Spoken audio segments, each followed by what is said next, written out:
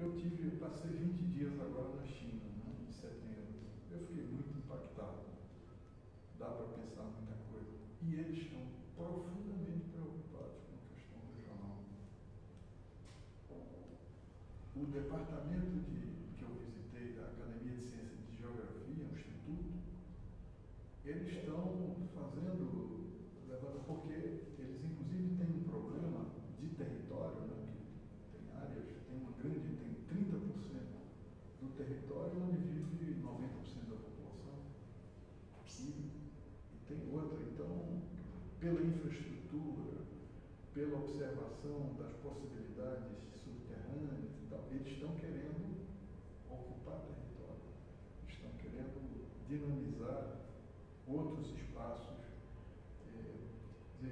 Isso, para nós, pareceu muito interessante. Inclusive, eles foram ao Recife, veio uma missão de 8 chineses, todos doutores, para tentar fazer uma articulação com a gente, pensando. E se o seminário provavelmente vai acontecer em maio, se você tiver condições, eu acho que você seria uma pessoa-chave para discutir essas coisas hoje. Porque a questão regional, ela tomada não só subnacional, mas numa escala mais internacionalizada, eu acho que ela abre possibilidades nesse sentido de um fechamento que o capitalismo financeiro ele apresentou. Né? O próprio esforço de integração regional que vai e não vai, né? Esse tempo todo que o Brasil tem tentado, digamos, mal e porcamente levar adiante, mas está aí, está vivo, está abrindo. São coisas ainda que precisam de muito caminho, né, para maturar. Mas eu acho que a questão regional, ela, quer dizer, porque mesmo entendendo que o capitalismo, como você sempre analisou, né, ele faz o desigual e o combinado, né, o tempo todo, mas a região, ela pode alterar alguma coisa. Essa compreensão teórica, esse esforço, porque nesse esforço não é só por uma visão de território, mas é por uma visão mais de desenvolvimento mesmo, que articula muitos elementos, né? Da indústria, da infraestrutura. Eles estão conseguindo, eles construíram a maior rede de trem-bala em comprimento do mundo. Não tem outro país. Eles estão entrando mais para dentro.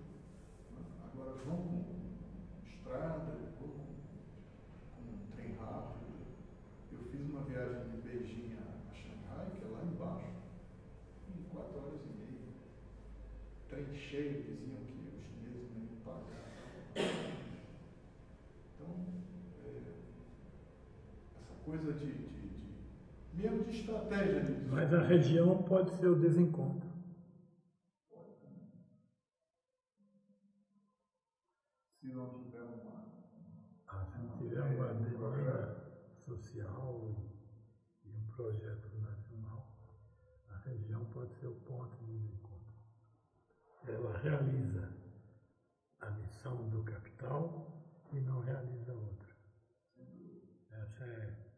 Esse é o nó do Nordeste. É o nó. Os chineses perceberam isso e estão tentando domar as forças que eles próprios levantaram. Né? No Brasil, o problema é que não tem ninguém interessado nisso.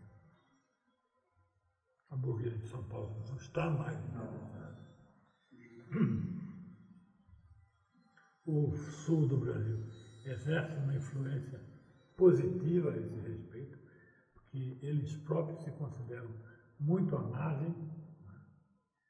Se bem que a história gaúcha é outra coisa, mas eles têm uma sede de Brasil que você se espanta.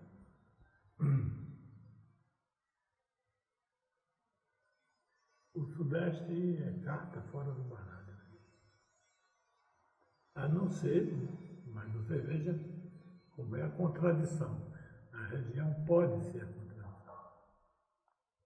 O Sudeste é a contradição. Mesmo surgindo um movimento de trabalhadores forte, ela não põe o dedo nessa ferida. Tem uma palavra do Lula a respeito do Nordeste, o que tiver é inventado. Não é da experiência de classe. O que devia ser o contrário. A experiência de classe deles é a experiência do exílio. Lula, na diretoria que começou a ser importante, tinha 17 nordestinos. Eles não mudaram o discurso. O discurso era do trabalho em capital, trabalho em capital. Então, imagino eu, tem que ser um movimento social muito forte para repor essa questão com as suas contradições aqui. Sem dúvida, porque a gente, na própria crise, o tal da baronia que ele falou, ele não sabia, eu acho que ele não tinha dimensão, que um programa assistencialista numa região tão precária poderia fazer o país continuar andando em plena crise. Quer dizer, porque a história do salário mínimo no interior, ter ganhos acima da inflação e a população que não era monetizada, isso permitiu, de qualquer forma, a gente ver o que eu acho um absurdo estarem falando de classe média, isso é uma chacota. Mas, de qualquer forma, setores que não faziam parte do mercado foram ao mercado. Né? Quer dizer, hoje o Nordeste, o que você vê de motocicleta, o que você vê de bens de consumo duráveis que não chegaram a essa população, que chegou. Então, quer dizer, isso mostra que algumas políticas efetivas, porque o Bolsa Família tem isso, né? Ele mede aquelas regiões mais atrasadas, recebem mais, o Nordeste recebe quase mais de 50% do valor do Bolsa Família. Né? Quer dizer, isso por conta da... Então, isso, de uma certa forma, quer dizer, foi um grano de areia, mas que fez a gente atravessar um período complicado da crise internacional. Né? Porque senão a gente estava muito pior, acredito. Sem dúvida. Então, é nesse sentido que eu entendo o que você diz e comparto. Né? Agora, que algumas políticas podem fazer diferença nessa direção. Né? Quer dizer, a outra que me intriga, Chico, é o seguinte: a gente ainda continua, isso eu não vi ainda nenhum economista falar sobre isso. Quer dizer, mesmo com taxas de crescimento baixas, né, que nós tivemos um pico alto, depois caindo, né, é que o emprego formal ainda cresce recentemente, até os últimos dias. Isso é um fator interessante. Quer dizer, que eu fico me perguntando onde é que está isso, se é o setor serviço que está absorvendo, se é o PAC que a gente não tem um pouco ainda a ver com todas as complicações dele, que ainda esteja fazendo essa né? Agora, que o sistema brasileiro ele precisa passar por um novo rumo, no sentido de buscar outras alternativas, porque isso não pode, eu acho que na medida em que essa população que foi inserida nesse padrão de consumo mínimo de bens duráveis, essa população vai querer continuar consumindo. A tendência não é que ela... Então, isso a gente pode entender também que ela vai ser mais politizada, no sentido de vai buscar mais porque, inclusive, as últimas pesquisas disseram, quando a Dilma começou a subir novamente, disseram, todo mundo diz isso, porque ela, de uma certa forma, dá uma estabilidade, mas que querem mais, querem outra coisa. Não sei. Não, por aí vai. por aí vai, porque você nunca para na fronteira dos bens. Essa fronteira dos bens está a um passo dos direitos. Os direitos já são uma nova consciência. E é bom que seja assim, porque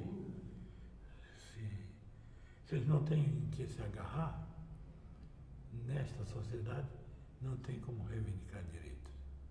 É um processo inverso ao clássico europeu. Essa é a forma de direitos que no momento interessa a maior parte da população. O resto, que não é o resto, mas para dizer de forma radical, o resto é de professor da USP.